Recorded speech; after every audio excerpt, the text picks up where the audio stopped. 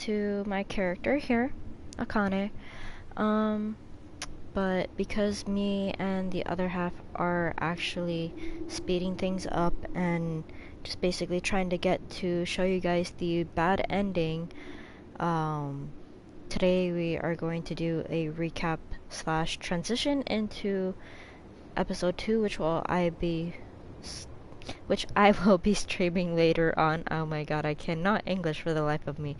But let's go to the hot springs and do a recap of what happened in episode 1, transitioning into episode 2 from what I progressed a little bit further into after episode 1. So here we go.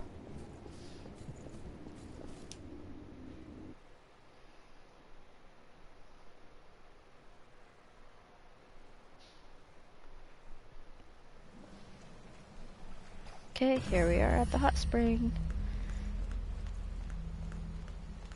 Alright, enter hot springs. Hello Coco, hello Io. Let's look back on past memories for this recap. Alrighty. So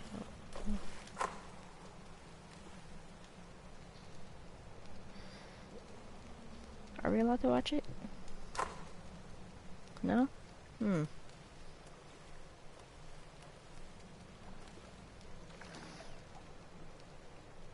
No? Huh. Well then. I thought you could watch it.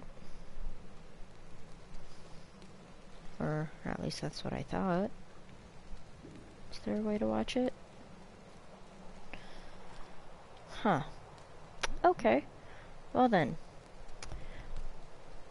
Anyways, as explained, sudden catastrophe that assaulted the world. Spikes that are called Thorns of Judgment devastated major parts of every city. Nearly half of the planet's population is said to have died in the disaster. So as you awaken in this world, you're under the attentive watch of the mysterious young woman, also known as Io. Your memory is blank, the pangs of thirst gnaw at you, but with the girl's guidance, you begin to walk through a ruined city. Racked with pain, you reach your destination, a dried up spring, your blood causes it to flow again, and the miasma nearly fades. You know that you have a unique power, and that you are captured by revenants that take you underground. They are on a mission to collect blood beads. Your companion is then taken hostage, and you set off to find her, along with your fellow captive named Oliver, who then became a boss later on, which was the Berserker. Which then you will be getting that blood code when you get him done. And then from that, during the search for the blood beads, an attack by a lost revenant destroyed Oliver's purifier mask as previously shown. So being too wounded to continue gives you directions to press on by yourself. From there, you meet Louis and you continue on. As the mysterious young woman showed you in the ruins, you give your own blood to a dry spring, bringing it back to life. It produces a single blood bead. Your prize in hand, you rush back to the revenants, only to find them wiped out. Oliver succumbed to bloodthirst, became one of the lost, and killed them all. The gravity of the situation stuns you, but a stranger arrives to offer help. Again, which is Louis. So, deep craving for blood that occurs when blood hasn't been consumed for a length of time, or as a result of miasma inhalation. This effect is caused by the boar parasite stimulating the central nervous system of its host as a reaction to starvation. Which, the boar parasite I will probably explain later on, unless you have played the game. They do explain it later, but we will eventually get there. So, in this game, you also do have to collect vestiges, but because of the fact that I did the good ending already, I don't really have to collect the vestiges for this bad ending situation. But they're just little crystallized residue that forms when a revenant or one of the lost disperses or turns into ash. Within it are contained the fragments of memories said to overwhelm any who touch it, causing them to become lost. Those who become enticed by the voice of the past will reach out to it as if possessed. With the aid of your unnamed ally, you defeat Oliver and are reunited with the young woman. Afterwards, you discover a strange stone called a vestige that calls out to you. As though bewitched by the voice, your hand reaches out to the vestige and all of you are engulfed in a blinding light. Which then you go into the memory, you see what happens, and from there, strange spaces where memories etched into vestiges can be replayed. Each is entirely unique, depending on the memories they hold. After experiencing Oliver's memories, though, through the vestige together, the man introduces himself as Louis, and takes you and the young woman to his home base. Excuse me, I cannot English today. What is wrong with me?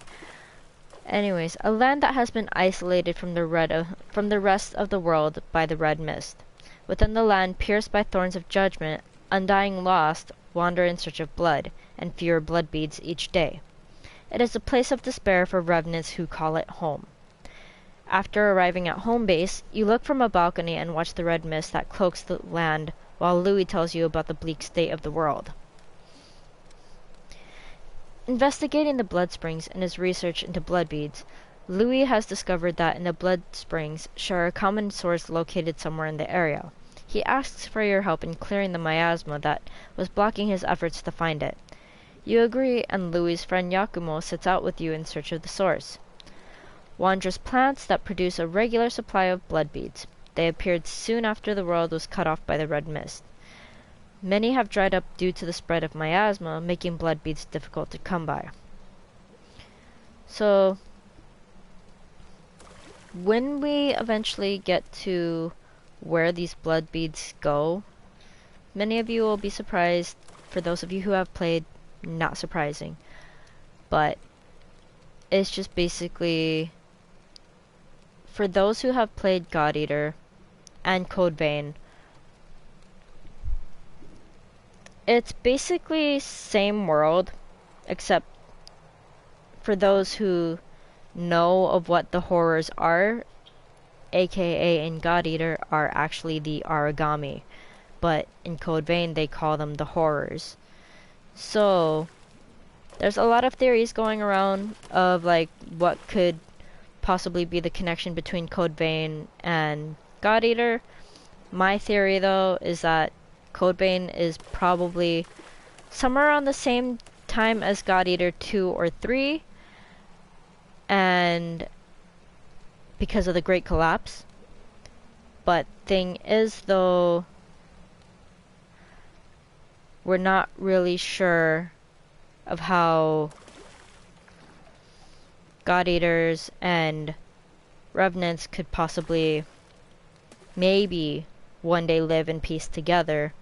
But then it's also the fact of how would they work together against the horror / origami. But we're also thinking Code Vein is probably a third world country that is not maybe anywhere near the technology like of God Eaters that we have today from God Eater 1, 2, and 3. And that Code Vein just may be a third world country that's trying to figure out their own way of how to deal with the origami themselves. But because of it came the Great Collapse, came Project Queen, came everything else that Code Vein is today. But I mean, if any of you have any theories, let me know that, because I do plan on maybe doing an episode of the theories itself if I can collect any more other theories out there. So we'll see about that. But anyways, as we are going through with this, miasma dispelled. So this is what you call properly named blood bead sprouts, aka the missile, which can purify miasma when activated. It can also reform the bodies of dispersed revenants who have visited. Many ultimately succumb to the spread of miasma, which has outspaced the efforts to purify it. So you activate the missile at the city's entrance. clearing the miasma, blocking the road forward. Upon witnessing this, Louis and Yakumo again request your aid. While combing through the city, you find a blood stain left by a human. You meet a revenant looking for an escaped human. Wanting to ensure their safety, you join in on the search. The remains of a city cruelly impaled by the thorns of judgment. Survivors of the Great Collapse gathered there in search of what little food remained.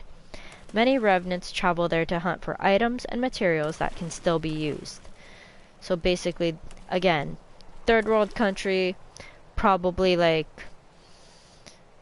back in, I want to say, between the 70s, 80s, 90s era, from either when you were a kid or from when the rest of us as adults now were either just being born or were just children.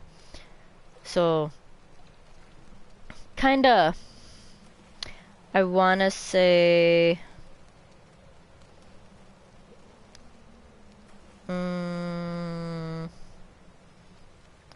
kind of like an old time era of like when you have those Radio Shack machines or whatever, and the pinup girls paintings, photos, whichever, when it was a popular time, when technology wasn't as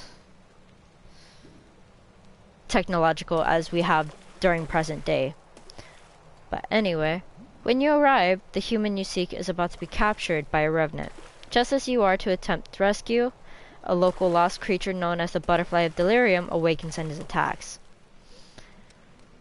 When the revenant revives, Louis says he will take the human. The revenant strongly objects, and Louis offers a number of blood beads in exchange. Once the deal is complete, the party heads out in the direction the human fled. A substitute for blood beads, a substitute for blood that suppresses a revenant's thirst.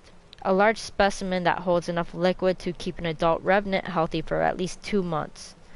Blood springs drying up and having heavy taxation by the provisional government has caused quite a bit of a shortage. Humans and revenants. The human presses a knife against her own throat and demands to be set free. But, Louis, being the nice guy that he is and being part of the provisional government, gives her a map that will take her to a protective shelter, believing that the world should be a safer place. Fragment of memory. As the party reaches the dried up trenches, the view that greets them demonstrates the vastness of the damage caused in the Great Collapse. In this place, Louis finds a vestige of himself. A section of the seafloor brought violently to the surface when the land changed in the Great Collapse. A variety of what was once vivid coral lies dry and exposed to the air, and ships that once floated on tranquil waters are utterly spilled, a portrait of tragedy. Louis' thoughts. After viewing his own lost memory, Louis is still instilled with a renewed desire to find the source and atone for his past sins. A researcher involved in boar parasite research since even before the Great Collapse, and Louis' sister, she awoke as a revenant shortly after being killed by Cruz, who had turned into the Queen. She hasn't been seen since the end of Operation Queenslayer. Hopes intertwined.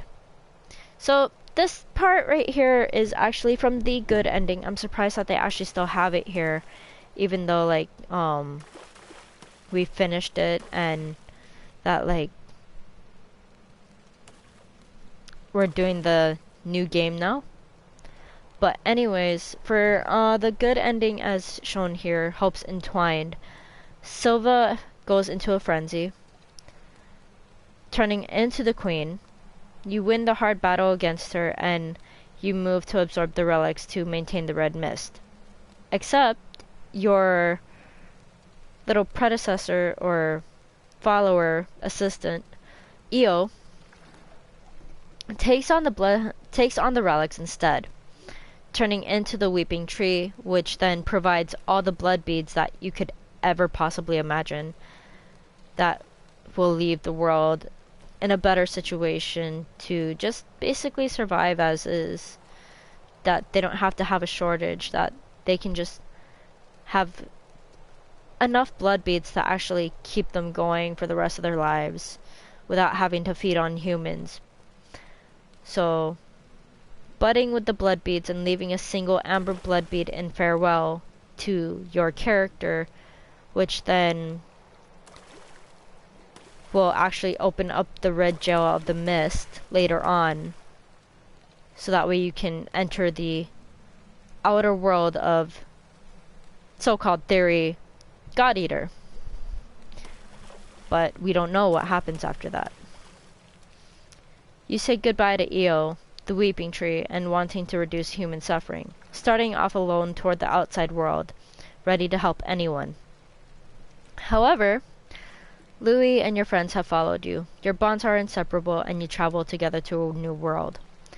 So again, this is in the good ending, which is also partly in taking to God Eater, because the new world is technically the world of God Eater, but we don't know what happens to your character after that. We don't know how you're accepted as revenants coming from a third world kind of country, when you also don't have God Eater weapon parasite things to be able to defeat said God Eaters, because the red mist is what are keeping the God Eaters out, or rather the origami out from the world of revenants.